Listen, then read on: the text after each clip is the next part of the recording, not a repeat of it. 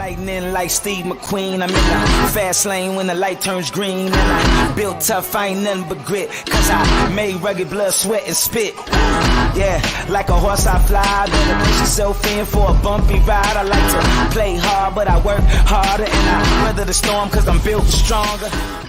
What is up, ladies and gentlemen? We are back. We are live. It is the Freight Coach Morning Show, the top morning show in transportation, coming to you guys every single weekday, 8:30 a.m. Pacific, 10:30 Central, to break down some industry headlines and, most importantly, provide some actual insight into what you can do with all of this information. If this is your first time tuning in, welcome. This is the real side of freight, ladies and gentlemen. And I say that before every single show. And what I mean by that is I only speak to transportation professionals because at the end of the day, I want to talk to the right individuals who have done what you're looking to do or who are currently doing what you're trying to achieve. So you can take all of this information, apply it, utilize it, and see a meaningful difference in your business and your life. I got a very special guest for you guys here. I'm going to bring him up right away. We are going to talk about the Federal Maritime Commission, the FMC, their new everything on per diems, detention, demurrage, all of that stuff, and what it actually means and what you guys need to be on the lookout for. So with that being said, I got my friend Mike Angell on the show. He's with the JOC, my preferred news source out there in the transportation world. So Mike, thank you so much for joining me. All right. Thanks very much, Chris, for having me on the show. No, I appreciate it, man. And you know, like we were saying before we went live, the reason I love your guys' articles so much is there's no, at least from my perception, there's no bias towards it. It is fact-based, it is data-driven, and it's like legitimately just information that people need inside of their business. And, you know, I've told that to Eric and Ari and Bill and everybody who's been on the show so far. And I try and say that every single time I can, every single time I break down a JOC article, because the information out there is just to the point to me. And it's just, I love it. Well, thanks very much for that. You know, I learned journalism by watching Dragnet. Just the facts, man. So, you know, before we went live, we were talking about this. I mean, you brought up a very large number that was billed in detention and demurrage there over that time frame. It was $18 billion. Is that what it was? Yeah, it's something like that. I got to look up the exact number, but basically between 2021 and 2022, when there was just a boatload, literally and figuratively, of containers coming into the U.S., and all the terminals were jammed up and the truckers were busy and the warehouses were full. The Federal Maritime Commission found that ocean carriers, marine terminals, between those two parties, charged about, I believe it's maybe about $18 billion in detention and demurrage. Yeah. And, you know, just to lay it out there, you know, I know maybe in the trucker world, detention just refers to the time that a driver is spending picking up a load. But in container world, detention is basically holding on to a container for longer than your allotted time. And demurrage is basically letting a container sit in a marine terminal or rail ramp for longer than its allotted time. And so a lot of shippers were complaining about their bills and, you know, why did I get this bill and the reasoning behind that. So basically, since even prior to the pandemic, the Federal Maritime Commission has been trying to button down some rules behind why ocean carriers can charge detention and demurrage. And sort of the overarching principle that the FMC sort of laid out is that the detention demurrage has got to be sort of the financial disincentive for letting your container sit or, you know, not turning over the equipment. Basically, you know, if you're not bringing that container out of the terminal, you're not turning that container back, you're going to get charged this. And, you know, they're fine with that. They figure it's a way to, you know, make freight fluid and, you know, cause any jams or delays and things like that. And so in light of that, they want to promulgate a bunch of sort of more specific rules about how detention and demurrage is being charged, because a lot of shippers, they were getting bills months after they pulled their container. Truckers are getting billed. Sometimes two different parties are getting the same bill. and expected to pay it. So there's, it's been, I guess you might say, a little bit of a Wild West. And I think that I was going to say, because like when your original article about this was back on June 12th, and I broke it down on my show because, it was, and because like I moved drayage, at the end of the day, I have customers that were moving drayage, and it was ironic because something literally happened to these loads that I was doing that aligns with just that. So it's like it's seemingly like the ocean carrier is billing a forwarder, and then they're also billing the port, and then the port charges the drivers when the drivers are returning containers and everything at the time of that. So it's like it's a mass. Like I don't know how this went on as long as it did, to where this is now becoming a thing. Because think about all of that, because a lot of the drayage carriers that are out there, they're prepaying a lot of these fees. Like they might not even be notified that this container is ready. So they're thinking they can just go in and grab it, and then they arrive, and then the port's like, hey, you got to pay this demurrage bill before you can remove the container to even be offloaded. And they're like, well, wait a second here. So it's like there's a massive convoluted mess that goes on, because like I laid it out. There's like 7 parties that are involved here for one ocean container, right? You have the ocean liner itself, you have the port, you have the drayage carrier, you have the freight forwarder, you have the shipper, and you have a freight broker on top of that. So that's like 6 different parties that are involved at that point.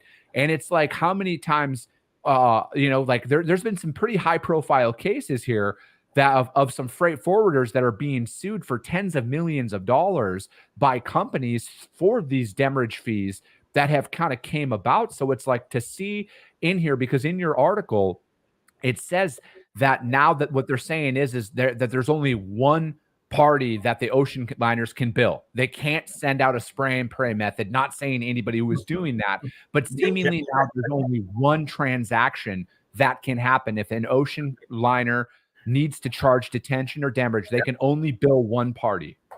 Yep, you're right, and that's a good way of putting it. Is that they did the what was that? Pray and say and spray method. So anybody that had like any touch on the container, I mean, there's been instances of customs broker even being billed demurrage because a container is on hold, not through any responsibility of their own, but because it's backed up at customs. So yeah, you're right in that the ocean carriers and marine terminals have used this say and spray or pay and spray method, spray and pay method of billing demurrage and detention to anybody that might touch the container. So basically, kind of what has been happening in that is that the Federal Maritime Commission back in 2023, they were going to try to further button down the rules on who's supposed to pay detention and demurrage. And this is sort of an offshoot of sort of a broader ocean shipping law that was put in 2022, the Ocean Shipping Reform Act.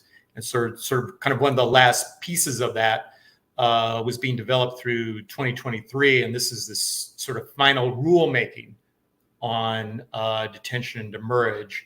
And the entire container shipping community was asked to weigh in on it through various comment periods, publication of federal rules, things like that. The FMC is looking at all these rules.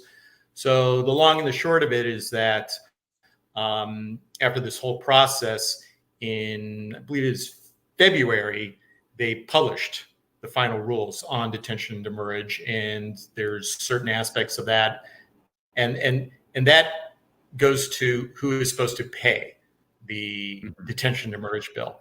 And the FMC, which, intuitively makes sense, it's that the party that is contracted for the carriage of the container, basically. So that would involve the shipper, the forwarder, who's ever sort of directly responsible for putting that container on a ship and all that and through the chain of custody.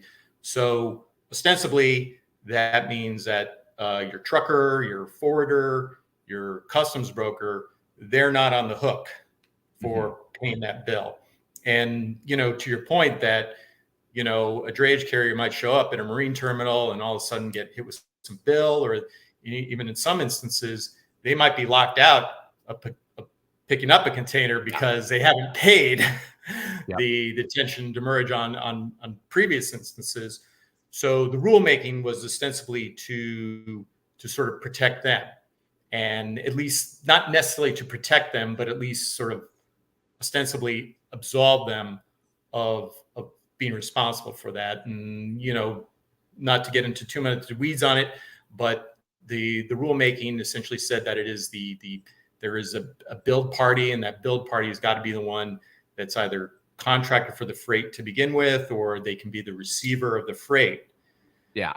Now, the rub has been that there's instances where the party, the shipper, contracts with the ocean carrier, of course, to move the freight, but then the ocean carrier contracts with a drayage carrier to move the container in a, what the industry jargon is, a carrier haulage, as opposed to a merchant haulage where the shipper has responsibility for the trucker and all that.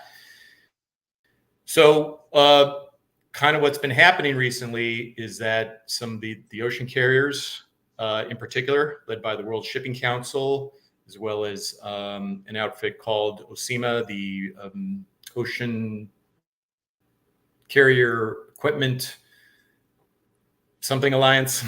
I'll have to look that up. They basically said that, there can be instances where, yes, we might have a contract with the shipper. The ocean carrier has that contract, but at the same time, the shipper doesn't have a contract with the trucker. We have the contract with the trucker. So how do we make sure that our trucker is performing as they are? And their argument is that the only way to do that is by charging them detention and demurrage. So I'd say that this is sort of it's not necessarily a hang up for anything right now, but I think this is still something that they're still trying to work out, is where you might be in that situation where can an ocean carrier charge a trucker or another party that they have a contract relationship with to move the container if they're not performing.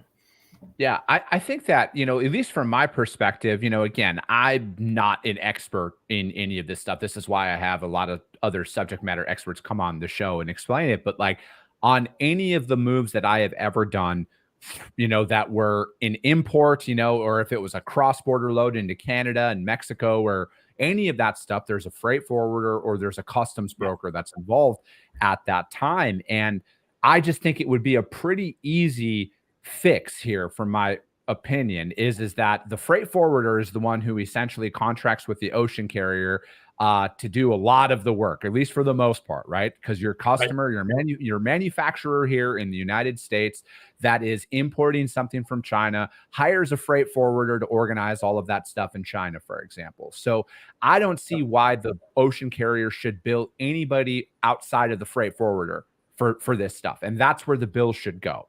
Because then the freight forwarder is the one who's organizing a lot of it into the ports in the United States as well, right? So it's like if they're the ones who are going out there and they're organizing anything with the ports, it should be the freight forwarder should be the one who is in contract with the ocean container, the ocean liner, and then the port itself.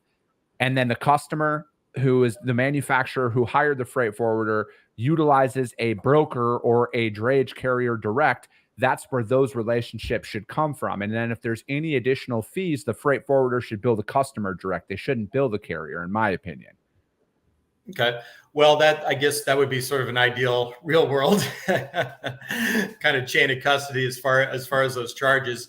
And yeah, you're right. I mean, the freight forwarder, just kind of depending on sort of how it all works with their shipper, they would sort of under these rules that were published in May, or went into effect in May, 90 days after their publication, would be considered one of the billed parties under these new rules, meaning that they could be a party that would be considered a shipper potentially a receiver of cargo, a consignee that would they would be subject to detention and demurrage billing because they were the ones that contracted for the freight.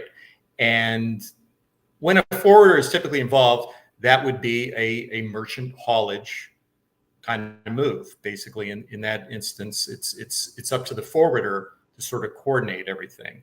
They coordinate the ocean leg, they coordinate the trucking or the rail leg, they coordinate with customs and all that. And so that's and that would make sense in a lot of these rules. It's more, say, in the instance where maybe a forwarder, if they contract with an ocean carrier to perform carrier haulage, where the responsibility for the truck move, for the inland move, is basically on the ocean carrier and with their contracted drayage provider. And sort of in that instance, well, forwarder can say, you know what, I contracted with the ocean carrier and their trucker failed to perform. Now, why am I getting hit with a detention demurrage bill? So that could be the argument then in this instance, should I be the one? Now, if it was up to them, if there's a forwarder that contracted with the trucker failed to perform, then it's on to the forwarder. It's the forwarder's responsibility, of course, to make sure that trucker performs. But in this instance, it's like, you know, whose responsibility is it to make sure performance, that the container gets moved? It's you know, because it's like I've had so many I've had different guests on the show, and they're talking about this because, like, you know, essentially it's just the trickle down effect of it, where they're going to go after so many different parties, but then there's these billing resolutions that come out. And I had a guy on my show a while ago. I forget what his name was off the top of my head. I've done almost like 1,000 of these, so I can't remember every single guest that I've had. But we were talking about how manufacturers can recoup a lot of this stuff because, like, if they're going out there and then, you know, because there's a couple of like the Peloton lawsuit is, I think, the big one that I remember off the top of my head, where they're getting billed for this, and then they sue the forwarders or they sue whomever, and then there was an instance where in this particular episode that we had on the show where manufacturers were misbilled, or they were, you know, like essentially their freight was being held hostage in the ports and stuff like that. And like it was like time sensitive product where it ended up actually expiring because somebody, like the port, couldn't find it, or I don't know what it was. So like that's a whole other portion of this as well, where to get the recoup on this. But I think, like, you know, fundamentally when it boils down to it, the ports are like a phenomenal operation at the end of the day when they're offloading the amount of containers that come in and out of some of these things, you know. So again, I always want to give credit where credit's due, but I think, like, the billing aspect of this stuff, how many times does this put a lot of these businesses in a very, like, manufacturers, we'll call them, who they're getting billed so much additional money for this stuff because, you know, or else how many times is it the invoice amount, Mike, comes in and it's like $400 and they just don't even realize it. And they, you know, because again, they're just like, oh, we'll just pay it. It's $400. And then it turns out that they paid $40,000 out throughout the year of fees that they didn't need to. Right. So, well, it's you're right there. I mean, it's kind of a lot of people's responsibility in this, and it is interesting that, you know, basically after COVID, then all of a sudden this wave of complaints hit the FMC about, why am I getting billed this detention and demurrage? Where did this freight bill come from? I moved this container years ago. All of a sudden this is being billed to me. And, you know, not to take one side or the other, but for sure. During the pandemic, which was its whole separate issue, is that a lot of these shippers, a lot of big shippers, were leaving their freight at the ports. And, you know, I've heard that from multiple marine terminals, even some of these companies now that have complaining to the FMC about their detention demurrage bill. Yeah. You know, I've at least been told on background, I mean, they're leaving their container there for 2 months, 3 months, 4 months.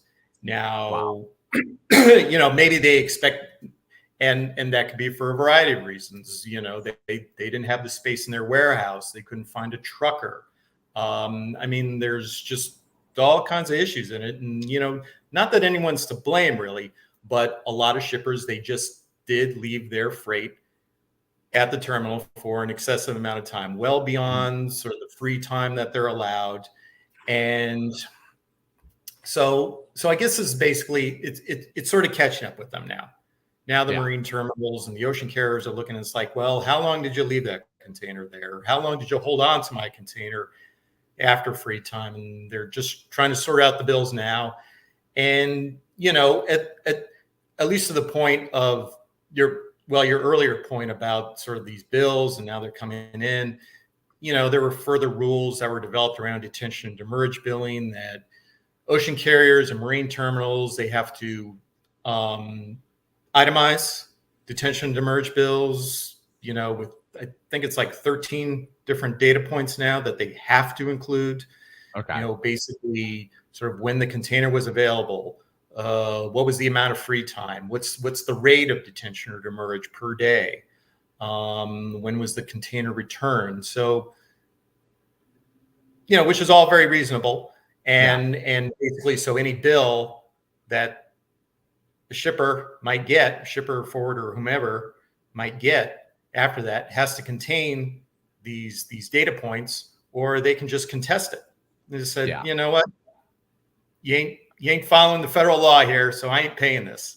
But of course, this is for all bills that were done after OSRA, after the Ocean Shipping Reform Act. So it's basically any bills that you get after, June 2022, does have to follow. But any bills prior to that, it's, that's kind of on you.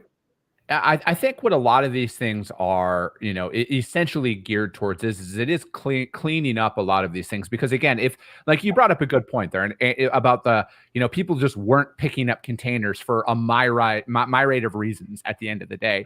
But this keeps people accountable, and that's what needs to happen, right? Because for whatever reason, maybe somebody ordered inventory and now, off of a handshake agreement, and then they find out that, hey, they're not going to actually purchase these goods, and then it's just like they're just like, well, screw it, just let it sit there, and this honestly does, because again, nobody makes money when stuff's sitting there, right? Like ocean liners, if those containers aren't getting back, they're losing out on revenue too. This is all required to get this out there. And I think, like, if anything, what this is going to do is it is going to clean it up. And I think that having that single point of billing contact is going to be crucial moving forward on this, to kind of eliminate or at least minimize a lot of the billing discrepancies that can come about. But I think at the end of the day, this is going to push people and maybe create a timeline on there, right? Where it's like, because in the full truckload space, where like that's the bulk of my experiences, you have a certain timeline that you can file certain things, whether it's an insurance claim or a rebill or anything like that. You have to do that. And at least from my understanding, that wasn't really a thing in the ocean world here, but I think it's going to become that, right? Where it's like, hey, you got 30 days to bill us for, detention and demurrage. Or I wouldn't be surprised if there's going to be some timelines, and this might even be a thing right now where, hey, if you don't get your container out of our port and emptied and brought back within a 30-day time frame, there's going to be massive fines that are going to be thrown on there. So I think, like, this just opens up that door to essentially push efficiencies.